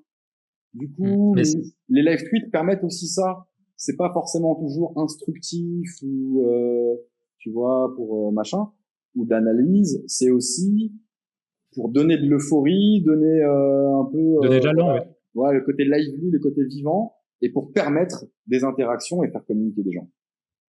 Oui, mais concernant les live tweets de match, ce qui est dingue en plus, et ça félicitations à toi, c'est que t'en loupes presque aucun depuis 10 ans, quoi. C'est que t'es présent tout le temps. Bah, j'ai la vie qui me permet de faire ça. J'ai un métier d'indépendant. Je travaille maintenant depuis. Alors, c'est pas toujours été comme ça, hein, mais maintenant, je travaille carrément dans mon propre home studio qui est à domicile. Donc, voilà, j'arrive à faire vraiment un emploi du temps sur mesure depuis 5-6 ans. Avant, c'était plus compliqué avec la famille, la fille, tout ça. Évidemment, ça a été voilà, beaucoup de nuits de 12 heures, 3 heures, 4 heures. Mais je l'ai jamais fait pour le travail ou pour la commu, je sais pas quoi. Je l'ai fait parce que je voulais voir les matchs de Stephen Curry, qui est juste incroyable. Déjà, je loupais pas beaucoup de matchs des Warriors avant, vraiment pas beaucoup. Mais depuis qu'il est là, je pense 0. Ou alors ceux que je loupe, c'est parce que je suis à l'aéroport pour San Francisco. Oui. Non, mais tu vois, les rares que je loupe, c'est vraiment genre bon. Et encore, je la regarde en replay derrière, mais en live, je les regarde. Et donc, comme je les regarde, moi-même, j'ai envie de tweeter. Moi-même, j'ai envie de voilà. Donc, si j'étais pas là en tant que Domination FR, Ouais, moi, en tant que Nico, j'irais tweeter chez un autre mec, tu vois. Donc, Bah, comme je suis là, je suis réveillé, je regarde le basket et qu'il y a des gens qui ont envie de parler avec moi, bah, je tweete. Mais il n'y a pas de, tu sais, c'est pas un travail, c'est pas une obligation, c'est pas un effort. Ouais. C'est au ressenti et Ouais. pour faire vivre la passion, quoi. Ouais, exactement. C'est un truc que je partage avec les autres. Et puis, voilà. Je sais, mes tweets sont pas toujours, entre guillemets, intéressants. Hein. Tu regardes le lendemain, les 20 tweets, 30 tweets du match, pas très intéressant. Ouais, c'est vrai que le en live tweet, dessous, voilà. voilà, en dessous, par contre, voilà. Mais à travers les années, j'ai pas la mémoire du combien, du comment, mais il y en a eu vraiment, vraiment beaucoup. J'ai reçu vraiment des tonnes de messages, les gars, de followers, des fois qui commentent jamais les matchs, qui ont même pas de photo de profil ou de bannière, parfois qui ont la totale, mais de remerciements sur 5 paragraphes, quoi, de me dire merci pour tout ce que tu fais, blablabla, nanana. D'accompagner nos nuits, ouais. Ouais, enfin, puis des fois des trucs vraiment touchants où tu te dis putain, ça donne de la force, parce que c'est arrivé aussi, d'ailleurs je le tweet publiquement, il y a des blaireaux, il y a des tocards, il y a des mecs qui trollent, il y a des mecs qui cassent la tête, je sais pas quoi, enfin bref, ou qui envoient des messages privés parfois très dérangeants, j'en ai reçu, mais au final, dans l'équilibre, dans la balance, non, j'ai beaucoup plus de bonnes vibes et de trucs positifs qui me reviennent que l'inverse. Donc je suis prêt à prendre les trois trolls de fans de Bron, de je sais pas qui, de machin, d'Ardennes ou des Rockets, voilà. Si j'ai autant de fans de NBA, mais spécifiquement des Warriors, mais qui sont contents. Et puis, je sais pas si on fera une transition à ça, mais allez, maintenant, depuis 2019, il y a des voyages de groupe à San Francisco. Alors que j'organise pas moi directement en personne, mais dont je suis partenaire, d'abord avec l'association Coast to Coast, et puis depuis maintenant en 2023 avec Triple Double, que vous connaissez probablement tous. Vous êtes tous les deux partis d'ailleurs avec Triple Double. Voilà, et c'est vrai que en 2023, un voyage, 50 personnes, en 2024, deux voyages, 70-80 personnes, et puis machin, et puis 100 personnes à Noël en 2025, enfin tu vois, genre ça fait que monter. Ouais. Les gens vivent des séjours, enfin ils me disent à chaque fois, putain, c'est l'un des plus beaux voyages de ma vie, on a vécu des moments, mais genre surréalistes, merci pour tout, comme si j'étais responsable de Stephen Curry, de Chase Center et tout ça, c'est vrai pas. Mais allez, je fais partie d'un process qui fait que je les accompagne. Faut y participer à cette Ouais, vibe voilà, aussi, voilà. parce que bon, Tu on n'est passes- pas là pour faire le tour des autres comptes FR qui existent, etc. Mais il y a ça aussi qui a fait que du coup ça a matché, c'est qu'il y a toujours l'esprit good vibe Ouais. et on n'est pas là pour non plus se prendre tout le temps la tête Ah bah c'est tout l'inverse. ou pointer du doigt une partie des gens. Voilà, il y a des périodes qui sont plus ou moins victorieuses et du coup ça joue aussi sur le moral de la fanbase, mais on va dire sur ta ligne éditoriale, si on peut appeler ça comme ça, c'est resté toujours un peu dans le même mood on va Ouais. dire. C'était ma prochaine question, et à Martin, toi aussi, puisque tu as le compte Warriors FR. C'est quoi vos lignes éditoriales, vous pensez, à tous les deux, sur vos comptes? Allez, je peux répondre si Martin t'hésite encore. Ouais, vas-y, Moi, je te c'est laisse simple, la main. c'est essayer. Au départ, c'était comme ça. Peut-être que j'ai un petit peu changé entre temps. C'était, bien sûr, si je dois faire une analyse d'un joueur de J-League en Summer League, forcément, ça va être subjectif, ça va être ce que je pense moi, machin. Mais globalement, j'essaie de parler un peu au nom de tous, ou en tout cas m'exprimer sans essayer de faire passer mon avis ou ce que je pense moi. Et donc, avoir ce côté un peu homer, comme on dit aux États-Unis, c'est-à-dire je protège mes joueurs, je protège mon coach, je protège mon general manager, je protège tout le monde.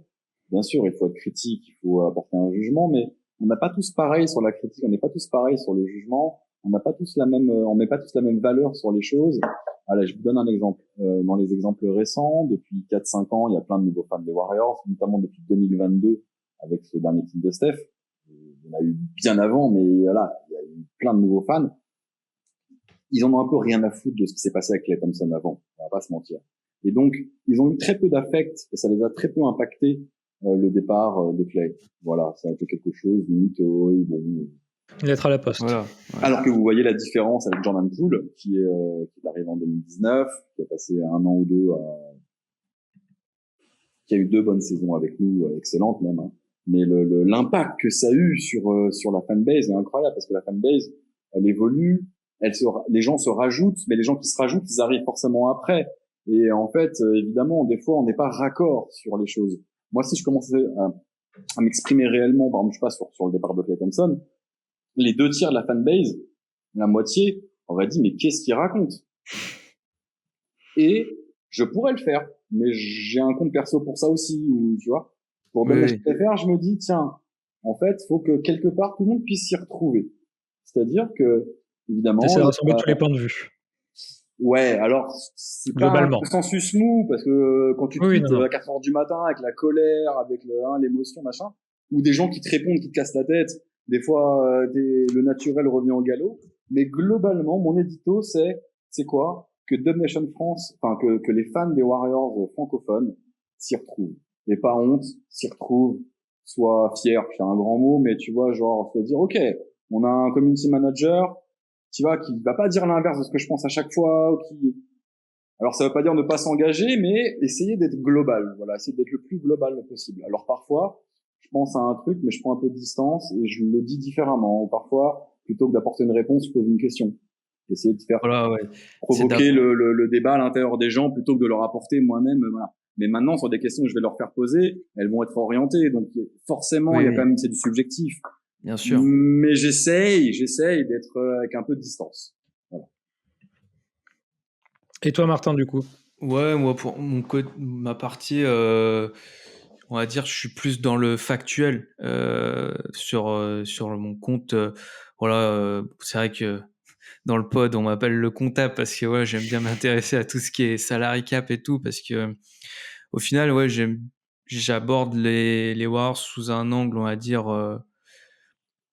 Euh, sur du factuel en fait. Qu'est-ce qu'on peut faire, Journalistique. qu'est-ce qu'on peut pas faire, un peu Oui, presque, hein. journalistique parce que voilà, je relais les news. Bon, en ce moment il n'y a pas de news, donc forcément l'activité est très est très plate, Et un mais peu analytique aussi. et un peu ouais d'analyse. Alors au début quand j'ai lancé le compte, donc ouais, c'était en 2021, donc ben forcément je suis arrivé sur une saison, la bonne saison à dire pour se mettre dedans. Mais je m'étais dit, ouais, peut-être lancer sur un peu l'aspect analyse basket pure, tactique, etc. Et au final, non, je me suis orienté plus sur un angle analyse, mais un peu plus général, avec un point de vue un peu plus large. Parce que c'est vrai que l'aspect basket, en soi, on regarde tous les matchs, mais quand on rentre trop dans le détail de l'analyse, pour une commu, on va dire, générale, globale de fans, c'est Oui, pas t'en perds un peu. forcément l'aspect qui va le plus attirer, même si c'est un aspect très intéressant et des fois on se penche dessus, et notamment quand on analyse les profils de joueurs, quel joueur pourrait rentrer dans l'effectif, comment on construit l'effectif. Enfin, en tout cas, moi je l'aborde plus sur cette manière-là, sur la partie tactique, que sur un match pur et dur. Et là, il y a d'autres comptes spécial tactiques qui sont dédiés à ça. Mais voilà, j'aborde ouais, plus les Warriors sous cet angle-là, construction d'effectifs et mouvement d'effectifs, quelques analyses on va dire, une période, je faisais aussi des recaps de matchs. Bon, après, il faut trouver le temps aussi parce que c'est assez prenant. Et puis Oui. sinon, c'est de la réaction avec la commu, hein, sur les sujets du moment, hein, donc, Mais pour vous relancer là-dessus, tu as un peu effleuré le sujet, Nico, avec la popularité toujours un peu aussi grandissante, de la ligue. La ligue, c'est plus réservé à une niche désormais, c'est devenu extrêmement populaire, ce qui, bah, comme tu l'as dit, ça a ramené un nouveau public notamment. Et je voulais vous demander, est-ce que vous trouvez qu'il y a une évolution un peu, voire une dégradation dans la qualité, des échanges au fil des années, notamment sur Twitter? sujet, sujet tatillon. Ah bah j'ai une idée, enfin j'ai un avis tranché là-dessus, mais j'ai un avis d'un mec qui a 44 ans. C'est que la jeunesse, elle s'en bat les couilles. Quoi. C'est-à-dire qu'à un moment donné, non mais à un moment donné, j'ai des commentaires, je lis des commentaires sur, je sais pas, un joueur des Warriors qui a mal performé pendant un quart temps ou pendant une mi-temps, ou un coach qui a fait une substitution qui allait pas ou qui a pas demandé le temps mort quand il fallait, avec des insultes et des machins qui avant arrivait de haters de notre équipe. Et encore, pour arriver à ce genre d'insulte, fallait vraiment que tu aies déjà un hater machin. Mais là, maintenant, fils de pute, maintenant, c'est parti du langage courant. Donc, oui, c'est une façon de communiquer qui est basée sur beaucoup de mots comme ça. Et donc, des fois, quand on lit des commentaires, on est assez surpris. Mais comme j'en connais beaucoup, même in real life, comme on dit, en vrai de vrai de ces gens-là, je me rends compte que derrière ça, il y a un être humain qui n'est pas forcément aussi premier degré dans la façon d'insulter, dans la façon de dire. C'est juste une façon de communiquer d'aujourd'hui qui me surprend pas, mais qui tous les jours, des fois, me fait dire que j'ai plus forcément l'âge pour tout ça. Mais voilà. En tout cas, c'est vrai que quand on gagne, quand tout va bien, la communique, elle est belle. Mais alors, Exactement. si t'es à Le lendemain de 24-16, défaite. 16-24 au premier quart-temps, déjà, il y a tous ceux qui éteignent la télé. Non, mais c'est vrai que franchement, Le mec, il est à 2 sur 5 au shoot, il faut le trade. Tu vois, genre. en fait, c'est ça avec Twitter, c'est que bon, le point positif, c'est qu'il y a l'échange en direct. Je suis pas sûr que ce soit le réseau social qui soit le problème, hein, Martin. Mais non, mais je suis pas sûr que c'est un outil, c'est un vecteur, mais. Et ce que je veux dire, c'est que du coup, il y a pas de limite et en fait, la négativité, enfin la proportion entre la négativité et la positivité, ça part dans des proportions totalement différentes. On va dire la positivité, bon, il y a une good vibe, tout le monde va être content s'il y a des matchs qui sont gagnés, le titre, tout, enfin voilà. Par contre, quand on va dans la négativité, on part tout de suite dans des choses qui sont Qui dépasse l'entendement, oui. exactement, c'est ça. Et en fait, ça devient presque incontrôlable parce que, ben, en fait, oui, c'est chacun a son compte et chacun peut tweeter ce qu'il veut. Donc on n'est pas là non plus à se dire, ben, tout le monde doit tweeter, comme sans émotion, mais il y a des choses qui sont c'est too much, quoi. C'est too much ouais, et des fois, en plus, ça a une répercussion sur la commu elle-même, non, mais ça fait partie de la puisqu'au gestion. final, c'est pas forcément tout le monde qui a ces réactions-là et heureusement parce que Ça fait partie de la gestion de ses propres émotions. J'en veux pour preuve, c'est qu'il y a des gens, des fois, qui sont comme ça, un peu insultants, enfin, qui partent en couille, des fois, dans les commentaires, et que j'ai aussi en DM, et après, ils s'en rendent compte, et qu'ils se disent, ah non, je suis parti en couille. Enfin, tu vois, il y a tout un espèce de truc où, en fait, comme tu communiques premier degré, et ben ouais, si à un moment donné, je sais pas, à 4h30 du matin, t'es déçu d'une action, et ben tu vas tweeter ça. Tu tweets vraiment comme tu penses. Oh, le fils de chien, il a encore loupé un shoot ouvert. Bon, tranquille, on en a mis 2 avant. Mais tu vois, genre, il y a un truc hyper comme ça, hyper. Mais je pense pas que ce soit vraiment toxique. C'est juste une façon aujourd'hui d'être, voilà. Et ça peut être n'importe quelle classe sociale, âge, machin. Enfin, tu vois, c'est pas. Enfin voilà, c'est pas un langage qui est. C'est tout le monde. C'est tout le monde. Gamin de 13 ans, 15 ans, enfin tout le monde. Donc du coup, c'est vrai que des fois, quand tu connais pas les gens, c'est difficile d'y voir clair. Mais connaissant un peu la commune, en tout cas une bonne partie de ceux qui tweetent, j'arrive à déchiffrer, j'arrive à voir quel est le niveau de, tu vois, de comment dire, d'émotion au moment où ils tweetent. Et bon, voilà, dans 10 minutes, il sera calmé et tout ira bien. Et c'est vrai qu'après, bon, les live tweets, au final, c'est vrai que toi, t'es directement en vue avec ces commentaires-là, et ça, c'est peut-être pas des choses qui sont en vue de manière générale par la commu. C'est peut-être plus aussi les réactions sous des tweets quelconques en pleine journée, quand ça tweet sur des news ou sur des choses. Et alors après, chacun a ses avis, et ça c'est tout à fait normal, mais c'est plus sur ces parties-là que ça a des répercussions, parce que c'est dans le feed c'est alimenté, oui. Voilà, c'est ça, c'est dans la TL de chacun et ça défile. Ouais, mais alors ça, après, moi, je peux pas. Enfin, je veux dire que des gens le lendemain, quand ils ont commencé à méditer, qui commencent à dire que le coach, il faut absolument changer de coach. Oui, non, mais ça après avec les débats, ils aient ni queue ni tête, ou que ce soit des discussions de comptoir, ou que ce soit très construit, ça fait partie des échanges sur l'application, le réseau. Mais voilà, le live, le fait de regarder des matchs ensemble entre fans, voilà, ce que je lis comme commentaires des fois toxiques viennent aujourd'hui de notre propre communauté. C'est avant des tweets que je voyais d'autres communes. Voilà, c'est juste moi ce que je peux te dire en 10 ans.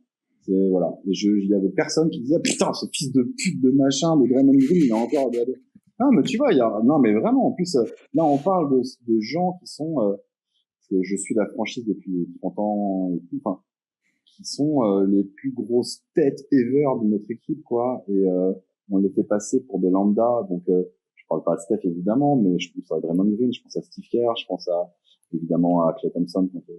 Et ouais, c'est un peu dérangeant.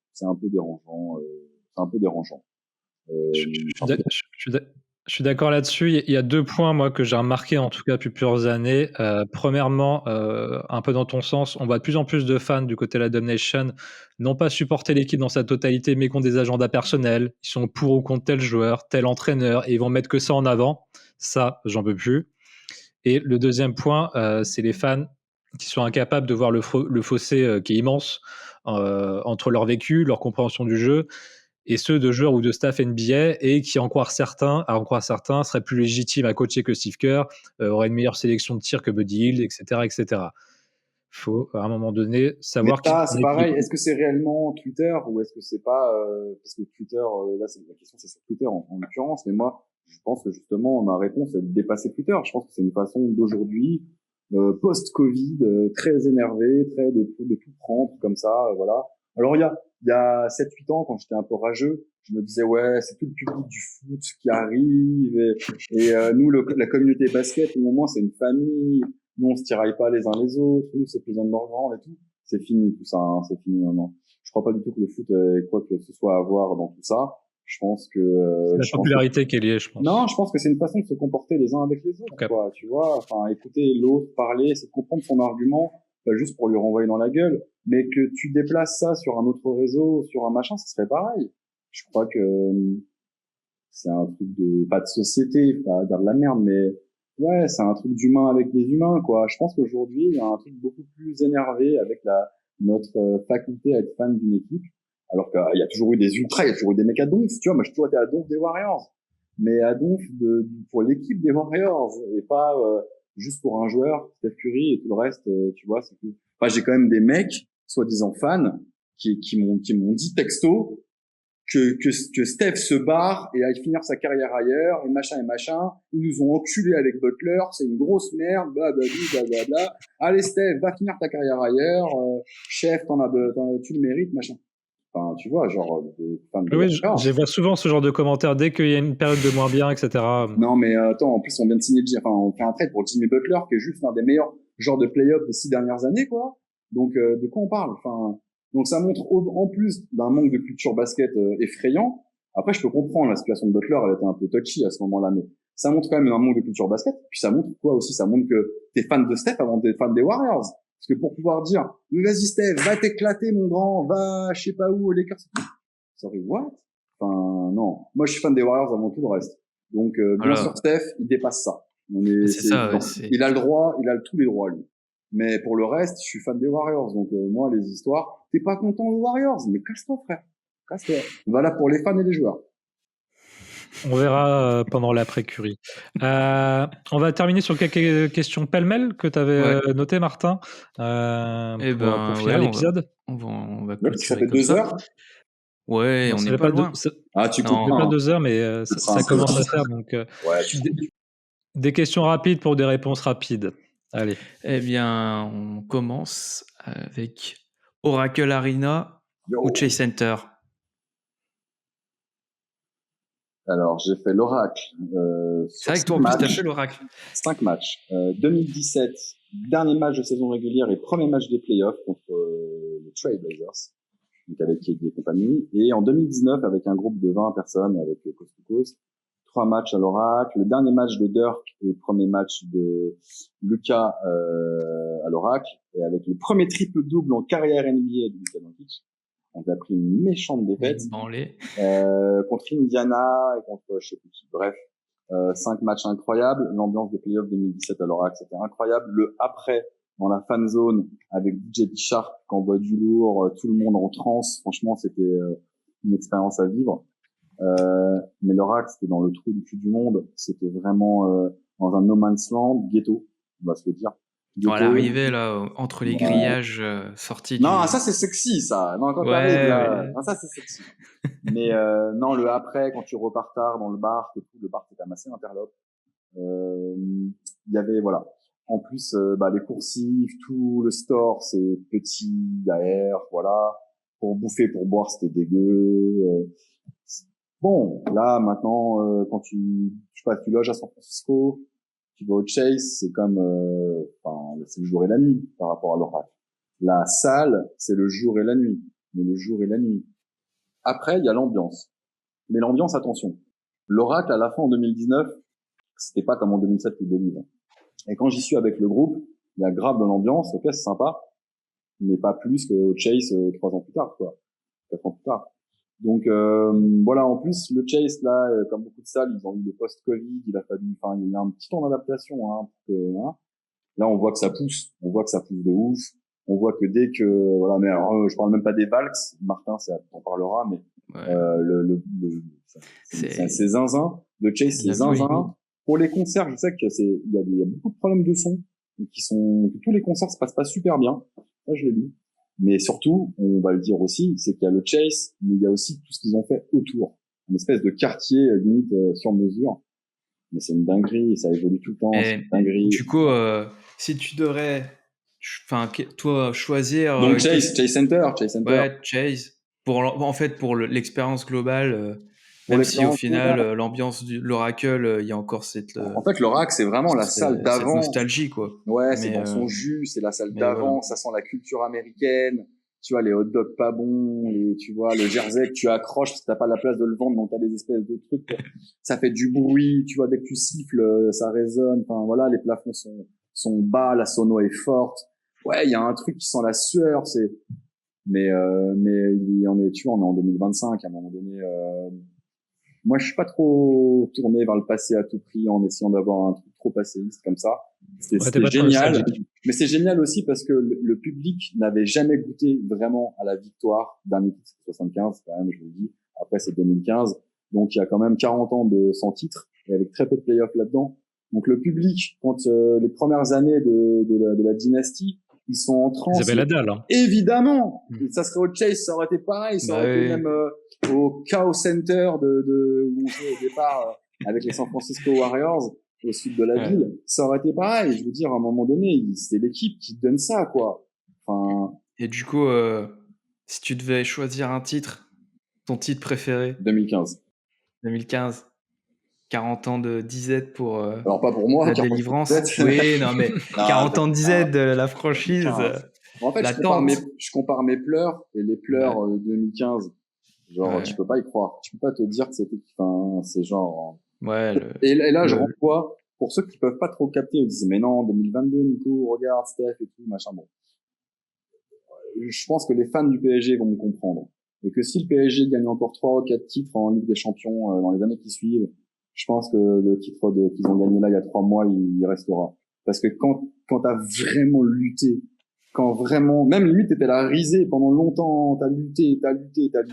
Alors pas du tout le même parcours, hein, je les mets pas en parallèle, le parcours du Paris Saint-Germain et le parcours des Warriors 2015, mais disons le ressentiment d'un premier titre, même si après derrière il y en a et qui sont magnifiques sous plein d'aspects, le premier quoi. Ouais. Le premier. Et le profil du coup du Warriors ultime, si tu veux, tu peux citer un joueur, mais pour toi, c'est quoi le profil du Warrior ultime, le joueur qui représente la franchise, ouais, c'est ça. Ouais, qui représente la franchise, quoi. Tu peux prendre un joueur par exemple, si. Alors après, je peux faire une réponse d'un télo. Je pourrais te dire Kevin Looney, l'homme de fer, il a jamais loupé un match. Au début, il était blessé. Après, il a fait des concessions sur son temps de jeu et tout machin. C'est ce que j'aurais dit. Mais je sais pas, à part Steph Curry, tu veux que je te dise quoi? Enfin, après, ouais, mais je veux dire dans tu vois, le Loon, c'est dans le mindset, tu vois, c'est le genre de. Non, après, vraiment, la légende absolue, c'est Alatol, parce qu'il a eu tous les rôles dans la franchise, coach, joueur, machin. Même après, il était encore affilié de près ou de loin à la franchise. Alors, il a été employé avec un salaire de Warriors pendant, je sais plus combien, 60 ans, enfin, un truc de dément, enfin.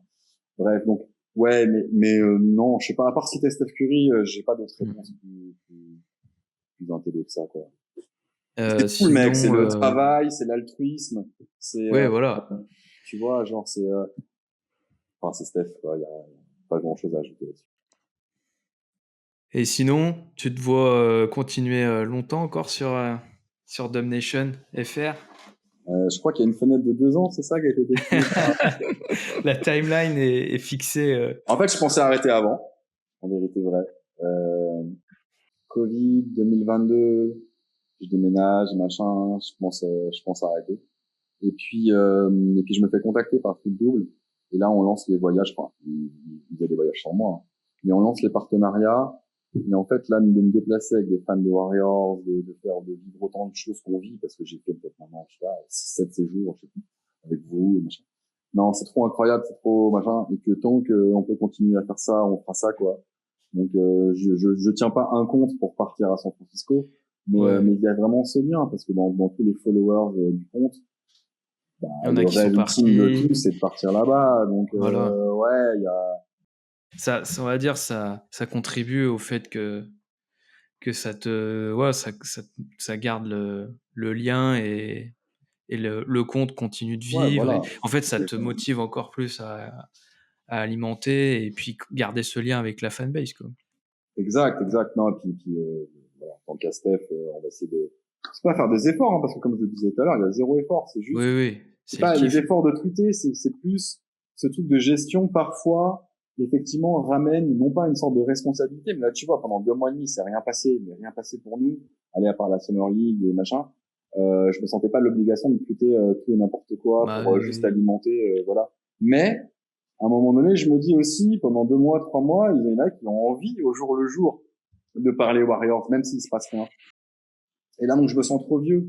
Et c'est pour ça que maintenant, c'est important qu'il y ait Warriors Area FR, toi, Martin, Joe, qui fait super bien sur Curie FR, et d'autres qui font alimenter tout ça. C'est que, en fait, il y a des gens qui sont non pas plus adultes que moi, mais qui auraient envie d'avoir plus que ce que je fournis parfois. exactement. Voilà, donc en fait, c'est bien qu'il y ait du monde et qu'il y ait des relais. Et puis peut-être un jour, je m'arrêterai et on verra pas la diff parce que les relais auraient pris le relais. Et puis voilà. Donc je me dis pas, tiens, il faut une succession absolument. Je le pensais ça il y a quelques années. D'ailleurs, j'avais en tête Johan, mais il a fondé Curie FR et j'ai poussé ça parce que je trouvais ça très bien, qui est du coup non pas un, mais deux, et avec des trucs différents, des façons de tweeter différentes, plus jeunes, plus dans l'air du temps, plus punchline. Donc voilà, mais ouais, je pensais à faire un relais. Maintenant, je pense plus à me dire qu'à un moment donné, les choses déjà hein, sans moi, mais continueront à être alimentées et moi j'arrêterai et ça fera pas de différence, quoi. Ça fera quand On même va une finir belle. là-dessus en tout cas. De belles Ah, paroles. 2h09. Non, Non, non, ça c'est le fera, temps d'enregistrement. ça fera pas 2 heures en tout, mais il y aura de quoi écouter. Écoute, Nico, c'était un plaisir de t'avoir parmi nous. Merci à toi et de contribuer à faire vivre nos nuits NBA et au-delà pour 2 ans pour l'instant. On verra le contrat de Steph. Hein. Et de Le tickets. prochain. Parce qu'en fait, je dépends de Kuminga. Il y a l'effet boule de neige. Si Kuminga, il a pas la player option. Il a signé là pendant l'enregistrement. Mais Donc. putain, attends, j'ai pas vu la seconde. Non. Bon. Qu'est-ce qu'on Ah, peut te d'accord. souhaiter pour la suite? Oh là là. On voit pas ma fille avec la casquette Santa Cruz Warriors. Jusqu'au bout, quoi, la famille. Qu'est-ce qu'on peut te souhaiter pour la suite, Nico? Ah bah me souhaiter surtout ce qu'on nous souhaite à nous tous fans des Warriors, c'est encore un playoff run parce que les années précédentes c'était un petit peu dur pour moi, et vous le savez parce que vous me connaissez bien et intimement, que ne pas aller en playoff ça m'a été vraiment un grand problème pour moi et que voilà, pour moi c'est le nerf de la guerre et que on a dit qu'on n'en parlerait pas, mais si on doit bencher des joueurs pour ça et machin, j'ai pas de souci avec ça parce que si c'est l'objectif il est là et qu'on y arrive à cet objectif là, moi je suis en paix. Parce que mon but, c'est que Steph il aille en playoff encore et qu'il fasse un deep playoff run. Il se trouve que là, il s'est blessé et qu'on n'a pas pu le faire. Mais bonjour Léo et bonjour à la communauté des Wolves. Mais je fais partie des gens qui sont persuadés, et je l'ai tout de suite dit, qu'avec Steph et Jimmy, qui est pas sur un demi-cul, mais un cul complet, on bat les Wolves. On les bat, et je pense peut-être même qu'en 4-1, c'est terminé.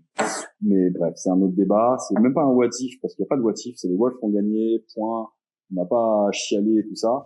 Mais moi, je suis Ça parti montre des qu'on gens est, qui disent, on est legit. avec Steph, on va plus loin. Et Steph, il a encore du basket dans les jambes. Et Butler, c'est un putain de joueur et pas blessé. Avec Steph, c'est un putain de duo. Et en plus, on a Alfred qui commence à renvoyer des bombinettes.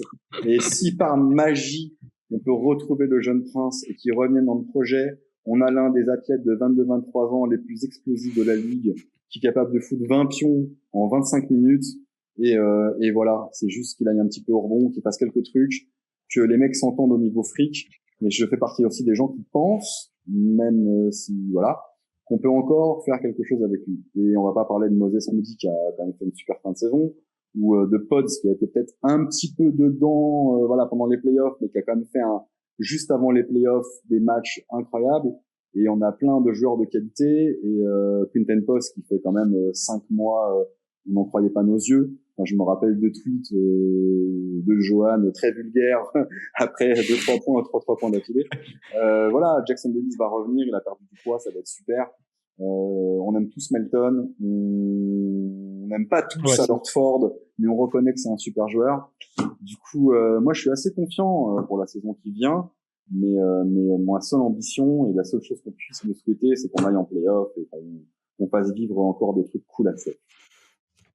Clairement. Bon, en tout cas pour Splashpod, on va se retrouver sur Twitch dès que la situation de Kuminga trouve une issue et que les premières signatures arrivent. Comme d'habitude, on fera la grande preview de la saison aux alentours du 15 octobre. Et enfin, pour terminer, pour cette 3e saison, on a malheureusement 2 départs dans le roster, puisque Loïc, qui réalisait toutes nos covers, nos illustrations d'épisodes jusqu'à présent, n'aura plus le temps de les illustrer. Donc merci à lui. On tenait à remercier pour toutes ces covers de qualité. C'était vraiment génial. Petite parenthèse, Loïc, c'était aussi l'ancien monteur image de la chaîne YouTube de Domination FR, parce qu'on avait une chaîne YouTube qui cartonnait à un moment donné. On faisait des top 10 Special Warriors. On faisait des espèces de bandes-annonces, trailers pour les futurs matchs, et on faisait des mix highlights de certains joueurs. Je vous encourage à aller voir sur YouTube Domination TV, la chaîne Domination TV. Ça fait longtemps qu'il n'y a plus de vidéos, mais voilà. Et Loïc faisait partie des 2 monteurs hyper talentueux, voilà. Donc, merci Loïc pour tes vidéos et bravo pour toutes les covers pour Splashpod. Ouais, Splashpod de ravi. Et en fin de jour, on parlait de lui, qui est StephCurry.fr, un autre coach fan, encore un, mais bon, il n'aura plus le temps de participer au podcast. Il a d'autres heureux événements qui l'attendent, ouais. On comprend bien. Donc voilà, big up à Joe, Splashpodder pendant 2 saisons, était ravi de t'avoir avec nous. Et un mot de la fin, l'équipe? Eh ben, nuit, hein. Ah ouais, putain, ouais, bravo. Night. Allez, bonne soirée tout le monde.